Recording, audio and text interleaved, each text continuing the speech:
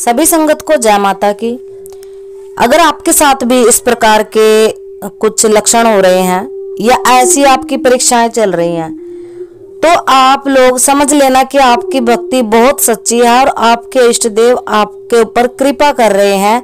और क्यों? क्योंकि कभी भी आप स्कूल में गए होंगे, पढ़े होंगे, तो परीक्षाओं के बिना तो देखो कोई चीज मिलेगी नहीं, क्योंकि बिना किए कभी भी किसी की जय जयकार नहीं होती है।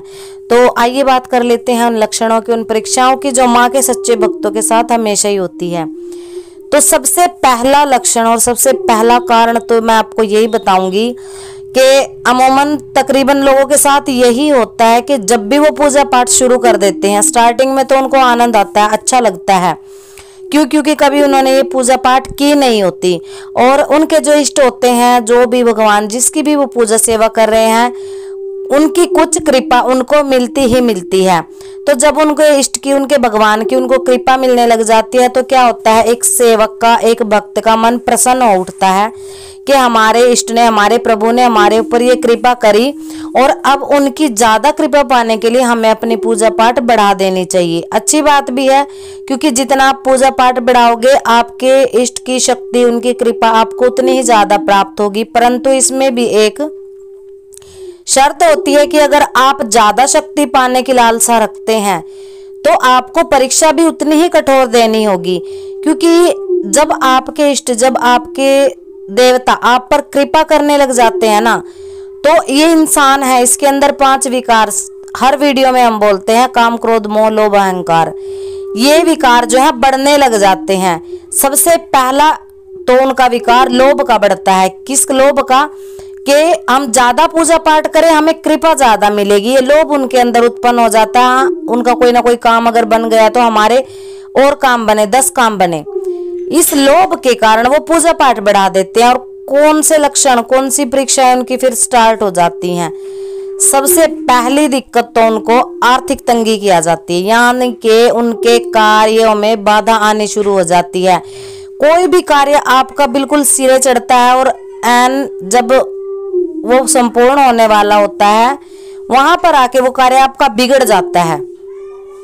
एक कार्य बिगड़ गया, आपने इस चीज को महसूस नहीं किया, छोड़ दिया, कोई बात नहीं, दूसरी बार फिर आपके साथ ऐसा हो रहा है, तो अब आपके मन में एक शंका उत्पन्न हो गई कि कहीं ऐसा तो नहीं कि हमारे साथ कोई नेगेटिविटी लग गई है, कोई नकारात्मक ऊर्जा हमारे घर में प्रवेश कर गई।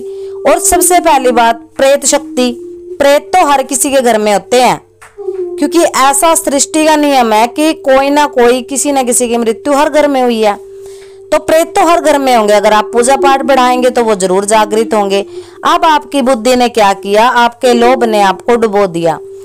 दूसरी बात, जिन भक्तों को जो लोभ लालच से हटके, काम बनाने से हटके भाव की भक्ति करने लग जाते हैं और भक्ति करते करते उन पे सवारी खेल जाती है, उनको शक्ति मिल जाती है, अब उनके अंदर विकार पैदा हो जाता है अहंकार का। उनको अहंकार आने लग जाता है कि मेरे पास तो शक्ति है, मेरे सिर पे तो माता आती है, मेरे सिर पे तो मेरे इष्ट प्रभु की सवारी आने लगी है, यानी कि मेरे मुख से निकली हुई बात जो है सत्य हो रही है। अब मुझे चौकी लगानी चाहिए, अब मुझे दरबार लगाना चाहिए। और जब वो चौकी दरबार लगाने भी लग जाते हैं तो अगर किसी का छोटा मोटा कोई कार्य बन जाता है तो उनके अंदर जो है अहंकार की भावना आने लग जाती है। और ये आपकी परीक्षा है, आपको अहंकार भी होता है, किस लिए ज्यादा शक्ति मिलती है तो आप अहंकार में डूबते चले जाते हो। अब आप लोगों को टाइम नहीं दे पाते हो। जो आपने सेवा शुरू की थी स्टार्टिंग से कि जगत कल्याण के लिए आपने गद्दी लगाई, और अब आपको लोभ भी बढ़ गया और साथ में अहंकार भी हो गया। अब आपने लोगों से बात करना बंद कर दिया, लोगों को समय देना बंद कर दिया। अब बहुत से दरबारों में हम देखते हैं कि हम तो सिर्फ 10 ही लोगों को बुलाएंगे, वो भी टोकन के आधार पे पूछा मिलेगी। ऐसे ऐसे करके ये अहंकार बढ़ जाता है। और जब व्यक्ति इस अहंकार से उसकी बदनामी होने लग जाए, उसकी शक्तियां क्षीण होने लग जाए, उसके परिवार पर जब इसका असर आने लग जाता है तब उसको शंका उत्पन्न होने लग जाती है, क्रोध उत्पन्न होता है कि मैं इतनी सेवा पूजा करी, मैंने इतने जाप किए, मैंने इतनी साधनाएं करी, मेरा कोई कार्य नहीं हुआ, मेरे सभी जो कार्य थे वो मेरे परिवार को भुगतने पड़ गई, शक्तियां जो हमारे ऊपर उल्टी पड़ रही हैं। अब उसको क्रोध आने लग जाता है। क्रोध किस बात का कि अगर घर में उनको आर्थिक तंगी भी आ गई है, अहंकार की वजह से शक्तियां उनके विमुख हो गई हैं, बंधन लगा लिया है शक्तियों ने। अब जो पहले की तरह उनके हाथों से कार्य बनते थे वो कार्य नहीं बन रहे, स्वयं के कार्य उनके रुक गए हैं। जो शक्ति उनको समय दे करके कार्य करती थी अब उस कार्य नहीं बनता। अब व्यक्ति के अंदर क्रोध उत्पन्न होने लग जाता है। ये हमारे विकार हैं और ये शक्ति की परीक्षाएं हैं, ये लक्षण है हमारे साथ जो होते रहते हैं। तो जो सच्चा साधक होता है ना, जो सच्चाई से भाव से भक्ति करता है, उसके साथ हमेशा ये लक्षण होते हैं।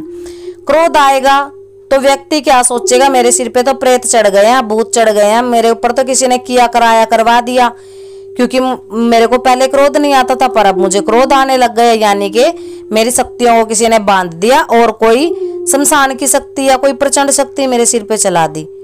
मुझे तभी तो क्रोध आ रहा है, क्योंकि पहले तो क्रोध नहीं आता था। अब उस क्रोध वश वो क्या करेगा, अपने परिवार वालों को अच्छा बुरा कहेगा, उनको गालियां बकेगा। कुल मिलाकर के अपनी जिंदगी के साथ साथ उनकी जिंदगी भी दुखपूर्ण हो जाती है। अब अपनी सेवा पूजा को, अपने गुरु को, अपने मंत्र को, अपने इष्ट की शक्ति को छोड़ करके वो भटकना शुरू करेंगे। अब वो भटकना शुरू कर देते हैं यहाँ वहां चौकियों पे। उस भगत के पास कुछ ज्यादा ज्ञान होगा, उस भगत के पास कुछ ज्यादा ज्ञान होगा। अब उनको लग गए चक्कर लगाने की आदत। अब वो लोग सोचते हैं का जो उनको मोह माया जो होती है ना घेर लेती है कि हमें कुछ नहीं करना, हमें तो छोड़ना है सब कुछ पूजा पाठ, बस आप तो हमारा ऐसा कर दीजिए कि हमारी शक्ति हमारे कार्य करे। स्वार्थ उनके अंदर जो है पैदा हो जाता है। ये विकार होते हैं और ये एक शक्ति के कारण होता है, भक्ति के कारण होता है। ये परीक्षाएं हो रही हैं भक्त की। आप कितने सच्चे हो अपने शक्ति के लिए, आपने जिस भाव से शक्ति की सेवा पूजा करी थी, क्या आप अंत तक ऐसे रहोगे? क्योंकि जब भी किसी को कोई डिग्री मिलती है, आप बीए की डिग्री ले रहे हो, डॉक्टर की डिग्री ले रहे हो, आप शास्त्री की डिग्री ले रहे हो, कोई भी डिग्री लेने के लिए आपको पढ़ना तो पड़ता है। 15-15, 16-16, 17-17 साल लोग पढ़ाई में अपने जो है वेस्ट कर देते हैं। वेस्ट ही कहेंगे हम उनको, क्योंकि डिग्रियां लेने के बाद भी लोगों को उनके पसंदीदा जॉब नहीं मिल पाती जिस जॉब के लिए उन्होंने डिग्रियां ली। कारण के बीच की जो परीक्षाएं होती है ना, उन परीक्षाओं को देते देते उन व्यक्तियों का, उन साधकों का और उन जो शिक्षा ग्रहण करने वाले विद्यार्थी लगा लो, शिष्य लगा लो, उनका मन टूट जाता है। कुछ तो परीक्षा दे ही नहीं पाते। अगर फेल हो गए तो भैया हमें पढ़ना ही नहीं है, हम कोई और नहीं चुन लेंगे, यानी कि वो अपना जो है पथ ही बदल देते हैं। भक्ति में भी ऐसा ही होता है। जब आप फेल हो गए ना एक बार, आप इस लाइन को छोड़ दोगे, आप भक्तों के पास जाके क्या कहोगे, मेरा तो जी घर घर का करवा दो, मुझे इन शक्तियों की सेवा पूजा नहीं करनी, मुझसे इतनी परीक्षा नहीं दी जाती। तो ये भक्त के जो सेवा पूजा करता है, सच्चे भक्त के लक्षण होते हैं परीक्षाओं के। इनसे घबराए नहीं, अपनी सेवा पूजा को कंटिन्यू रखे, क्योंकि अगर दुख आ रहा है तो भगवान ने आपके लिए कुछ बड़ा सोचा होगा। परीक्षाओं को पार करके जो आगे बढ़ जाता है उसको उसके इष्ट की कृपा जरूर मिलती है। जो भक्त होते हैं ना, आपके अंदर की सारी बातें बता देते हैं, आपको तुरंत आराम कर देते हैं। ये 100 में से कोई सैकड़ों में से एक ही भक्त निकलता है ऐसा, जिसने जहां से शुरुआत की और अंत तक वहीं रहा। तो ये जानकारी थी, आशा करते हैं आप लोगों को पसंद आई होगी। सभी को जय माता।